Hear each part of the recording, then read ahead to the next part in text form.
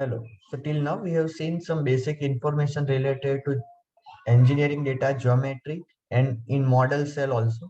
This is going to be the most important video for you, the step of meshing, because meshing is the most important part in any simulation. You need to perfectly have a very good mesh which is going to represent the original 3D continuous body as a part of some finite number of elements. So let's start with the mesh in the ANSYS workbench.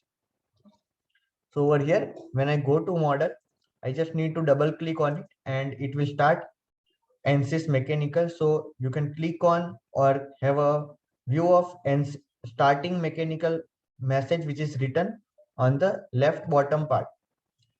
So till then you will not be able to click on anywhere. So that is because in the student version we have single license.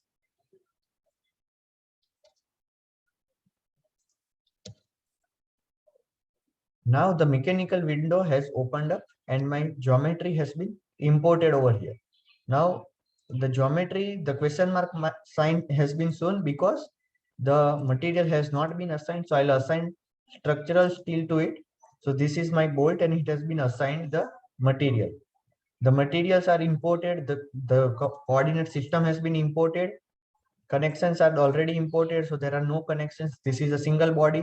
If I have an assembly or multiple parts are there, contacts such as frictional rough contact, frictionless contact, different options are available for us. Then let's start with the mesh. So a basic mesh has been generated. If I just right click on mesh and generate mesh, it will generate this very basic kind of mesh. Now we can go to some details of the mesh which has been generated. So let's use this. So the sizing, the basic sizing has been used. Then the quality of mesh, we can check different quality of mesh. So I'll make another video which is very important to check the qualities. Mesh matrix is one of the most important and interesting parts. So we can check the quality of the elements which we have. So an average quality of something around 0.75 can be inferred from this chart. Then, sorry. Then I have inflation methods. I can control my mesh from here. This is global control of the mesh. Then we have advanced controls and the statistics. So over here, you can see that the number of nodes are 3239 and number of elements are 1693. So for student version of ANSYS, the maximum number of nodes you can have is 32,000, 32000. You can have a mesh which has more number of nodes, that is completely fine, but you cannot run the simulation or the computations will not run. And I will show the example of that also in later part of these videos. So let's start with some basic kind of controls which for mesh which we have. So you can go to mesh insert. So I can have different types of method. The method which will mean the kind of elements I want. So I can have tetrahedron, I can have hexadominant or six-sided sweep method. We can have multi-zone, Cartesian, layered tetragonals. So I can choose tetrahedrons and see, you can see that the mesh symbol has been changed. So there needs to be an update or solving required. So I can just right click and update my mesh. It has changed to obsolete mesh and the new mesh can be seen. So this was the basic tetragonal type of elements which we can see. If I change my method to hexadominant, again I need to update my mesh. So if when I go and update my, the new mesh can be seen. So you can see that the progress on the panel and my hexagonal dominant mesh. So in the inside part, you can see that there are six-sided elements which we can see. If I click on single element, so I can click single elements and you can see that this is the six-sided elements. It is not perfectly six-sided, like it's not perfectly perpendicular edge, but it is six-sided. Some can be 6, 5, 4, 3 sided also because this is hexadominant. It is not strictly hexa gonal mesh elements. Now the other type of controls we can see over there are, we can go to insert and go for sizing. So the default size has been taken by element size, and in the selection I'll apply this complete body. So the default size has been taken as something around 1 mm, and I can just click on update mesh and it is going to give me the same mesh right now because that's the default size for me. Now you can see that there are hexagonal elements preferred on my body. So these are 6-sided elements, 1, 2, 3, 4, 5, 6. Okay. Now I can change the number of elements. So keep looking at the number of nodes. These are 7,000 nodes right now. Going to body and changing the size to 0.5 into 10 raised to minus 3 and update my mesh. So the new mesh is being generated and overall progress you can see at the bottom. Each of the face are being meshed. So this is the progress bar.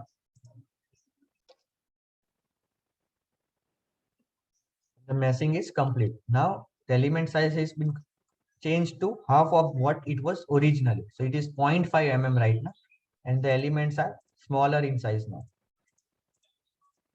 You can select on individual elements and click and see how the element looks like internally. Now let's go to some other options and change the body sizing to 1 mm itself again. So it's easier for us to run the calculations. Now let's go to mesh and insert sizing. So I can select edges from here. Click Control E on your keyboard for the shortcut. So that's very useful when you are going to speed up your process of doing meshing or selections. So I can select this edge. Internal complete edge has been selected. Let's select these two edges and apply on the geometry. Now the default number of elements and the default size has been taken. If I want to change it to number of divisions, this is the preferred way. You can control and change this to 25. So 25 elements will be converted. But since in the advanced option, the behavior has been selected to soft, this 25 may change to 27 or 23 because it is soft. If I change it to hard, this will be strictly followed and 25 elements will be strictly generated on that edges. I'll not do that option because there should be some flexibility to the solver itself. So it makes some preferred type of mesh. So let's update the mesh right now and let's count the number of elements which we can see. So it is making quadrilaters and triangles, etc. And now you can count the number of elements. So 1, 2, 3, 4, 5, 6, 7, 8, 9, 10, 11, 12, 13, 14, 15, 16, 17, 18, 20, 18, 19, 20, 21, 22, 23, 24, 25. So it's perfectly 25 elements on that edges. So that's how you can make some controls. The other controls are inflation, contact sizing. So if we have multiple bodies and there is a face which is being contact of both the parts, you should use contact sizing. The refinement has been used. If you want to refine a face, then I'll not go to each and all options, but I'm just going to help you understand each of them. Then we can go to face meshing. So on a specific face, if we want to do, the same can be done on sizing also if we select the face. So I had selected the edge earlier. If I insert a new sizing and select this face for sizing, it will apply the meshing on that face. Then there is another option of sizing and where we can use a sphere of influence.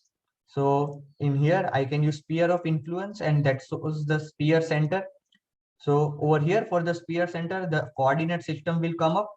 So if we want a sphere center to be at this end, I need to make a new coordinate system, insert coordinate system and select a point, this point, and click on generate. So a new coordinate system has been generated. If I want to modify this coordinate system, what I can do, is I can offset the coordinate system, rotate and flip, and play around with the direction and the axis of my coordinate system. Now let's come back to body sizing. So sphere center, I can change it to coordinate system. So this is my sphere center right now. The sphere radius can be set to 20 mm.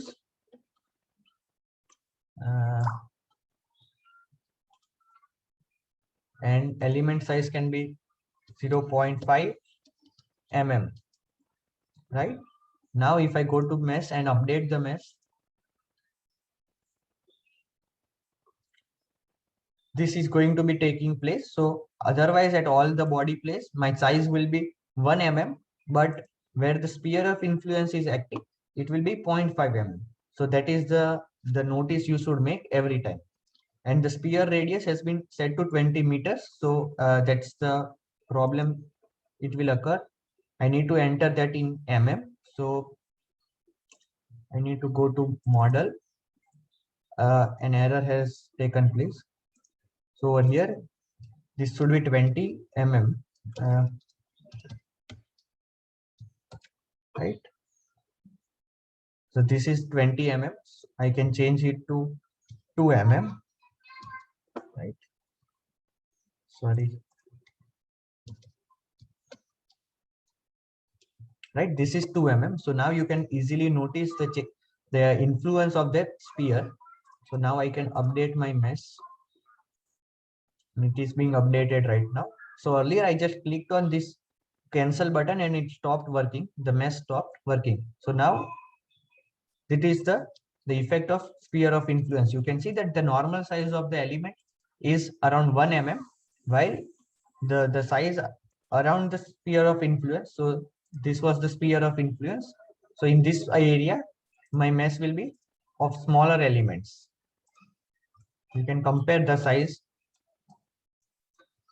and the approximate size is like half of the original one. That is 1 mm, and this is 0.5 mm. So that is the effect of sphere of influence. But every time you want to use sphere of influence, you need to make a coordinate system. Then the other options are inflation, which is very much similar to refinement. But inflation should be used where you want to increase the number of elements close to an edge. A face should be selected in that case, an edge should be selected, and the face will be having an increased number of elements. So that is because if some high amount of traces are going to affect in that area, in that small area, and you can go to node merge and node move. So node merge is the thing which is useful while you go for context. So in a same face, if we have multiple nodes coming up, some nodes are belonging to some part A, other nodes are belonging to part B. In that case, you go to mesh and go for node merging. That node merging will help you merge the nodes from both the parts, so there is proper connection between your bodies. And I have explained about the different features which we can add on the nodes merging and meshing in my another video, which will be linked to this video.